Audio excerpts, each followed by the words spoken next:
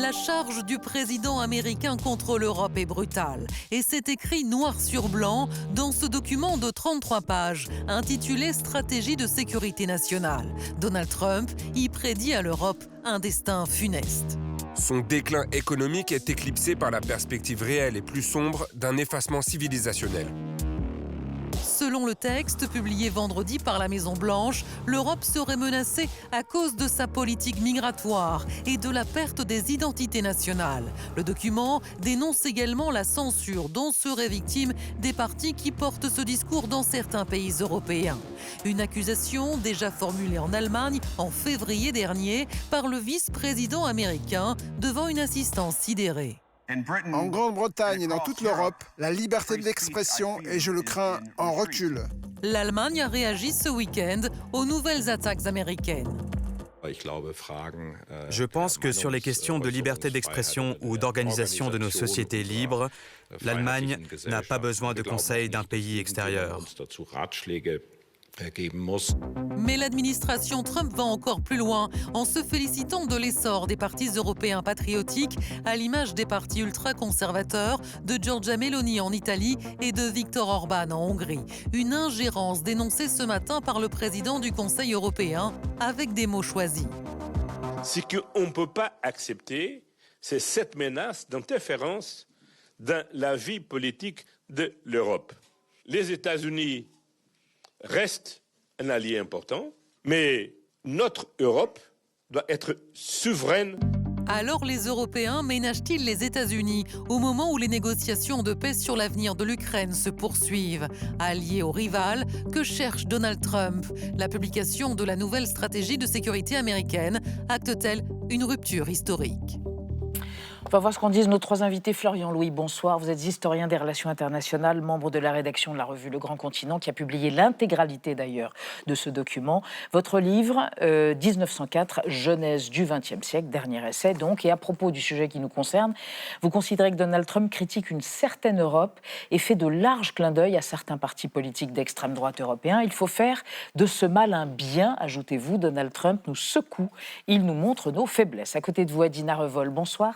Essayiste, ancienne porte-parole de la Commission européenne en France, entre 2021 et 2024. Vous enseignez à Sciences Po. Dernier essai, Rompre avec la Russie, le réveil énergétique européen. Selon vous, on assiste depuis un an à des humiliations de la part de la Maison-Blanche et d'une Amérique MAGA qui essaye de détruire l'Europe. L'Europe n'est pas un déclin, mais il faut que l'Europe devienne conquérante. Et à côté de vous, Max Erwan Gastineau, géopolitologue, membre du comité éditorial de la Nouvelle Revue Politique. Dernier essai, L'ère de l'affirmation, répondre aux défis de la désoccidentalisation. Selon vous, il faut une Europe plus pragmatique. C'est dans notre intérêt de se rapprocher de la Chine, par exemple, pour contrarier les Américains et s'émanciper enfin de leur tutelle. Et on va développer tout ça, mais on démarre avec la citation du jour. Oui, c'est un extrait du document donc, qui nous intéresse aujourd'hui, édité par la Maison-Blanche et qui définit la nouvelle stratégie de sécurité nationale américaine et qui dit donc cela à propos de l'Europe. Si les tendances actuelles se poursuivent, le continent européen sera méconnaissable d'ici 20 ans ou moins. Max Erwan Gastineau, que faut-il entendre dans méconnaissable? De quelle matière s'agit-il? Bon, très clairement, depuis le retour de Donald Trump à la Maison-Blanche, on a un discours qui, au fond, critique le multiculturalisme. Aux États-Unis comme en Europe. Et moi, derrière ce propos, je vois au fond les réflexions de Samuel Huntington. C'est-à-dire, Huntington disait, pour que l'Occident reste uni, il faut qu'il conserve un socle civilisationnel. Le choc des civilisations. Commun. Et dans un monde fragmenté, il faut que l'Occident fasse bloc. Et pour que l'Occident fasse bloc, il faut que et les États-Unis et les Européens conservent suffisamment de valeurs en commun. Or, il y a la crainte chez Huntington, et que l'on retrouve dans ce document, que les États-Unis et l'Europe se séparent sur fond de divergences culturelles du fait d'une immigration considérée comme massive en Europe. Adina Revol, il faut y voir quoi? Une rhétorique d'extrême droite? Est-ce qu'il est question du grand remplacement théorisé par l'extrême droite, ici ou ailleurs?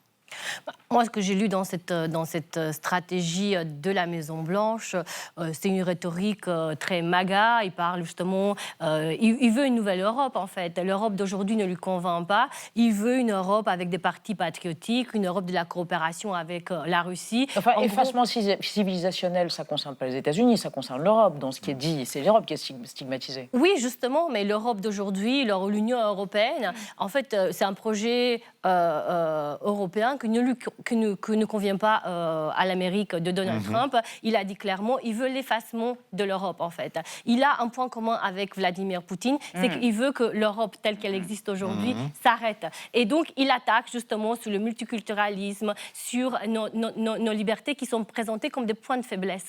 Et c'est là qu'il ne faut pas tomber dans le piège de la Maison-Blanche, parce que je pense que c'est un peu l'hôpital qui se moque de la charité. Il faut regarder l'état des États-Unis. Il dit que l'Europe dans 20 ans sera méconnaissable. Mais depuis 1 an, les États-Unis sont méconnaissables. L'économie américaine se porte très mal. Il y a un schisme dans la société américaine qui est très fort.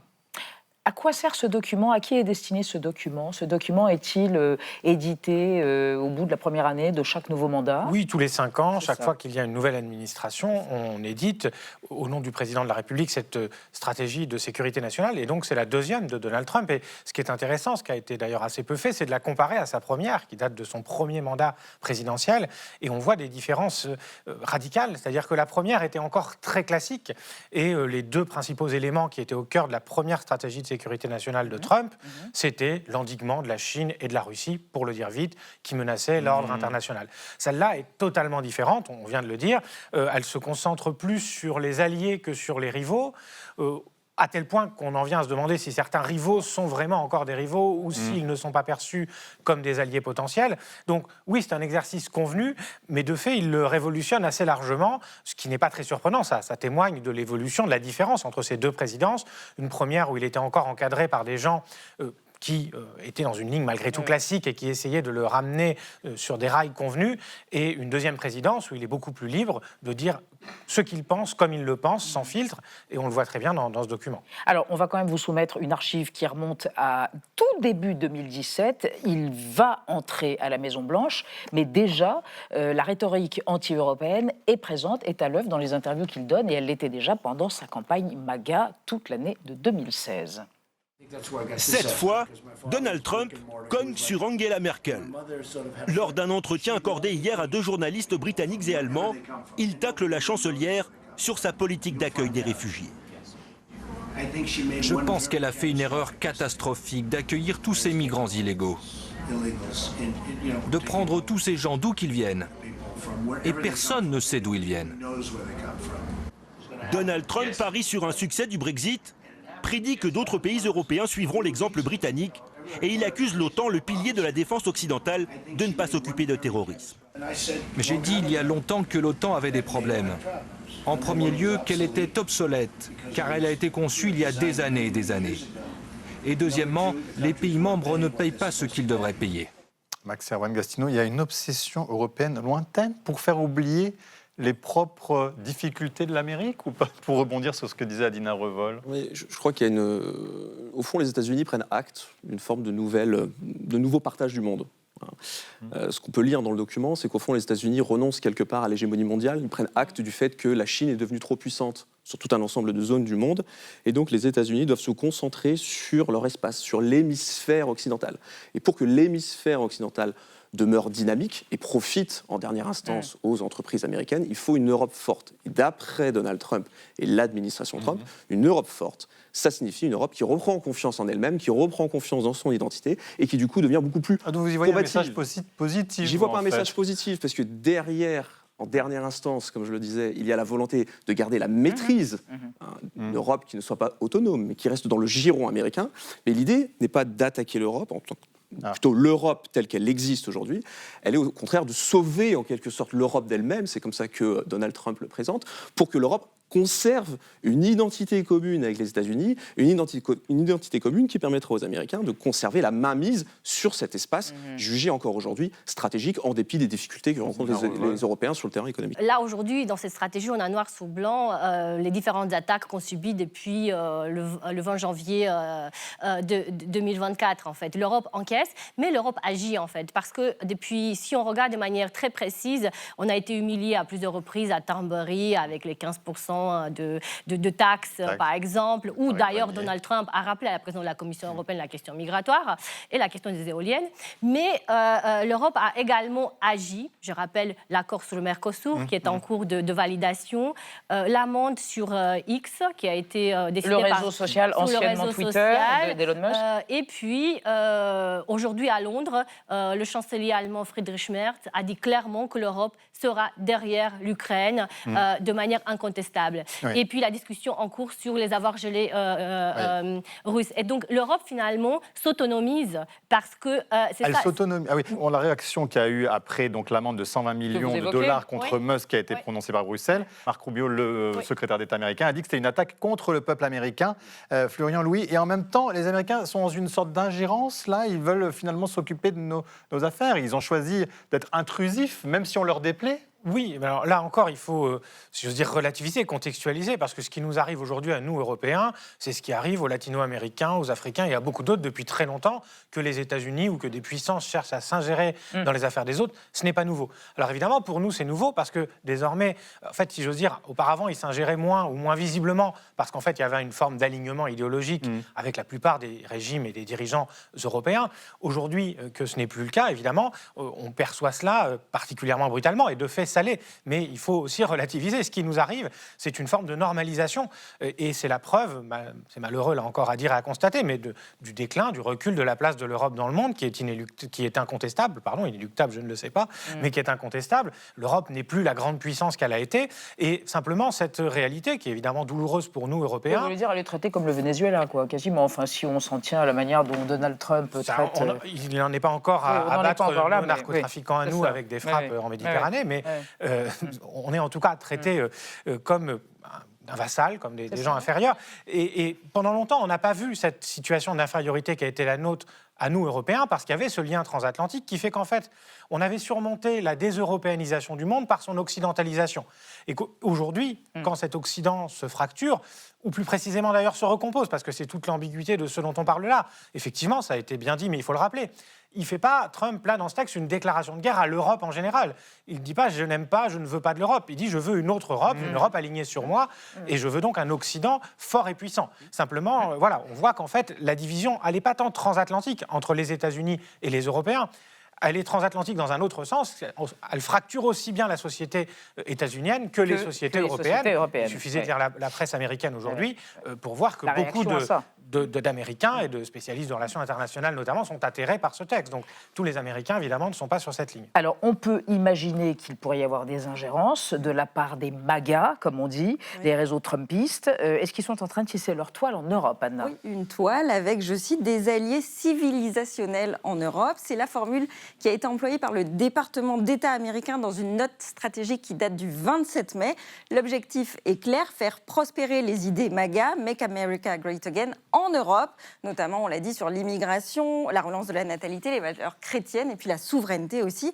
Et les États-Unis peuvent donc déjà compter sur quelques appuis solides, déjà en Hongrie, véritable laboratoire du Make Europe Great Again. Le Premier ministre Viktor Orban, fidèle allié de Donald Trump, a d'ailleurs accueilli fin mai l'équivalent européen de la conférence d'action politique conservatrice. C'est une sorte de grand raout des ultra-conservateurs qui a lieu chaque année aux États-Unis. Et donc, pour cette tournée européenne, eh bien, il y avait une date prévue en Hongrie, donc, avec la présence d'Alice Weidel, leader de l'AfD, mais aussi de Geert Wilders, le leader d'extrême droite néerlandais. Et pour la première fois, cette conférence s'est tenue en Pologne. C'était quelques jours seulement avant l'élection présidentielle, remportée finalement par le candidat d'extrême droite Karol Nawrocki, qui était d'ailleurs soutenu officiellement par Donald Trump, mais la France est aussi dans le viseur des États-Unis. Kevin Roberts, le patron de la Heritage Foundation, vous savez, c'est donc ce think tank ultra-conservateur à l'origine du programme politique de Donald Trump. Eh bien, ce Kevin Roberts a organisé sa toute première visite en France au mois de mai. Il a rencontré Marion Maréchal, Éric Zemmour, Sarah Knafo, des proches de Jordan Bardella, Éric Ciotti. Il a également été interviewé par CNews et par le JDD. Et il a tenu à rappeler que la France était au bord du suicide national. Alors Max Erwan Gastineau, est-ce qu'il faut craindre un risque d'ingérence en France pour l'élection présidentielle de 2027 ? Il faut craindre un risque d'ingérence, puisque les États-Unis manifestent de façon très explicite le désir justement de s'ingérer dans les élections européennes. Mais tout ceci n'est pas nouveau. La puissance, par définition, appelle à projeter des intérêts par-delà les frontières nationales. La puissance, c'est la capacité d'une unité politique à imposer sa volonté aux autres unités, disait Raymond Aron. La question est de savoir comment l'Europe se positionne. Est-ce qu'elle se positionne en fonction des élections aux États-Unis ? C'est-à-dire que nous acceptions beaucoup plus facilement les ingérences venant d'une administration démocrate, comme le rappelait mon collègue. Et là, en effet, comme le positionnement idéologique de Donald Trump repose sur des considérations plutôt nationalistes et conservatrices, cela prend l'Europe à contre-pied de ses idéaux. Moi, je serais plutôt partisan justement d'une Europe non pas alignée sur Donald Trump ou alignée sur l'administration Biden, mais une Europe européenne, au fond une Europe qui assume son autonomie stratégique et qui ne se positionne pas en fonction des élections américaines. C'est au fond la position française. Le problème de la France, c'est qu'elle est un petit peu isolée sur cette ligne d'une Europe autonome. Dina Revol. Mais il y a un consensus depuis quelques années déjà sur le besoin de construire une Europe autonome. Et on a pris des mesures très fortes sur l'énergie, par exemple, sur l'autonomie énergétique, sur la défense, sur l'industrie de défense. Donc l'Europe avance vraiment très vite sur Parce ce qu'il y a sujet. les attaques de Donald Trump. En fait, il faut lui dire merci. Si mais on en fait, bien. l'Europe s'est toujours construite dans les crises. Mais vous parlez tout à l'heure de Viktor Orban. En fait, je pense qu'il y a... En fait, chef de droit hongrois, oui. Ouais, comme un exemple. Mais en fait, il faut savoir, moi, je suis née en Roumanie sous le régime communiste et on admirait la Hongrie qui était un exemple pour la Roumanie pauvre communiste. Et aujourd'hui, il faut savoir que grâce à Viktor Orban, la Hongrie est plus pauvre que la Roumanie. Jamais de mon vivant, j'aurais cru ça possible. Donc, vous parlez également du positionnement de l'Europe par rapport aux démocrates, aux républicains. Non, je pense qu'il s'agit d'un positionnement par rapport aux valeurs. Parce qu'aujourd'hui, en fait, depuis l'arrivée de Donald Trump au pouvoir, on voit un piétinement de valeurs. C'est ça la question, en fait. Il y a un axe MAGA-Kremlin qui est très fort. Et on le voit sur le réseau social X depuis l'amende infligée à Elon Musk. Mais Max Erwan Gastineau, en fait, ce que vous dites, c'est qu'on ne peut pas reprocher aux Américains de soutenir ceux qui leur ressemblent. Non, il y a Donald Trump, c'est-à-dire des nationalistes et des patriotes, entre guillemets, européens. Sous l'administration Biden, il y a eu la mise en place de ce qu'on appelait l'Inflation Reduction Act, l'IRA, qui n'était pas un acte d'amitié envers les Européens. Il y a eu l'affaire AUKUS, qui visait à écarter les Français de la zone Pacifique, où les Américains ont vocation à demeurer dominants. Donc, nous n'avons pas attendu Donald Trump pour voir des signes d'inamitié vis-à-vis des États-Unis. Je pense aussi à l'extraterritorialité du droit américain. Or, depuis février 2022, je trouve que l'Europe s'installe dans une forme d'occidentalisme au nom d'un atlantisme de confort qui ne l'a pas préparé au retour de Donald Trump et à la nécessité d'assurer une autonomie beaucoup plus grande de l'Europe vis-à-vis de son allié, qui doit demeurer son allié, mais un allié vis-à-vis duquel nous n'avons pas vocation à nous aligner systématiquement. Or, nous avons observé cet alignement depuis février 2022, un peu moins en effet depuis le retour de Donald Trump. Alors on attendait la réaction des Européens et certains ont préféré relativiser les critiques américaines. On va vous faire réagir Florent Louis, mais on écoute d'abord la chef de la diplomatie européenne, Kaja Kallas. So I actually read the European part. I haven't read the rest of it. Of course, there's a lot of criticism, but I think some of it is also true. If you look at Europe, it has been underestimating its own power towards Russia, for example. I mean, we should be more self-confident. That's for sure. And you know, US is still our biggest ally. C'est de la réelle politique ou c'est du déni ? Non, moi je dirais que c'est effectivement de la réelle politique. C'est-à-dire que tous nos dirigeants sont bien conscients, et c'est l'avantage de Trump. Il a convaincu les plus réticents, les plus attachés aux liens transatlantiques, au fait que ce n'était pas une assurance-vie infinie, cette alliance avec les États-Unis. Et en même temps, tout le monde est bien conscient qu'il ne suffit pas de dire « soyons autonomes » pour l'être. Donc il faut gagner du temps, en fait.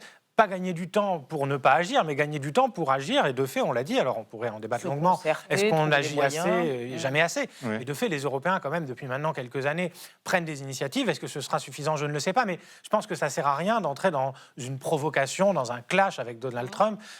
On n'a rien à y gagner. Donc il faut serrer les dents. ce qui n'oblige pas à faire comme ça a été fait lors de l'accord de Thornberry, prendre des photos en levant le pouce, en disant c'est génial, on vient de se faire humilier. Il y a un juste milieu à trouver, bien sûr. Mais on l'a pas. Alors, est-ce qu'on l'a trouvé, Dina Ruol, ce juste milieu? Est-ce qu'on est trop complaisant? Est-ce qu'il faut créer une Europe fédérale? C'est ça la réponse? Est-ce que vraiment on peut y être aujourd'hui? Est-ce que c'est pas une utopie?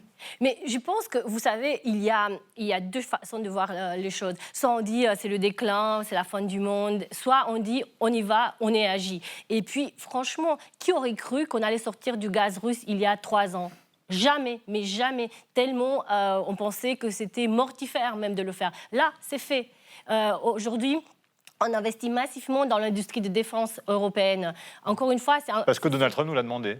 Non, ce n'est pas parce que Donald Trump nous l'a demandé. Il faut savoir qu'on a commencé à investir massivement lorsqu'il y a eu la guerre en Ukraine, parce que l'Union européenne donne plus d'argent, y compris en matière militaire, à l'Ukraine. Et on a eu une montée en puissance un peu lente au début, mais maintenant, on y est. Et l'Allemagne, il faut savoir aussi qu'il y a la capacité budgétaire qui est importante. Et malheureusement, il n'y a que l'Allemagne qui a une capacité budgétaire très forte dans l'Union européenne, parce que c'est aussi ça la réalité des choses.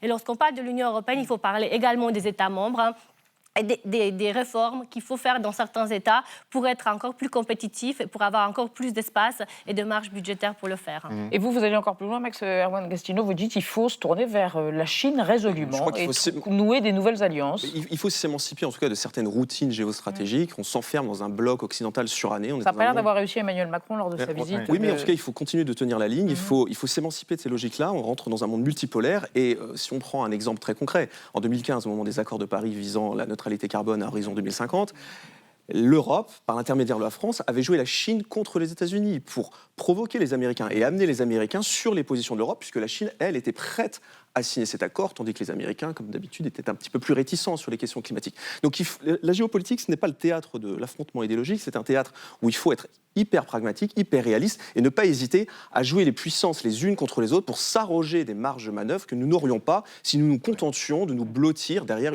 une des deux hyperpuissances, en l'occurrence l'hyperpuissance américaine. Très rapidement, Florent Louis, il faut faire comme Donald Trump, en fait, multiplier, faire de la polygamie diplomatique. Oui, en tout cas, il faut faire attention, bien sûr, se tourner vers d'autres alliés, mais je pense des alliés plutôt économiques, parce qu'il ne s'agit pas de remplacer notre dépendance par une autre.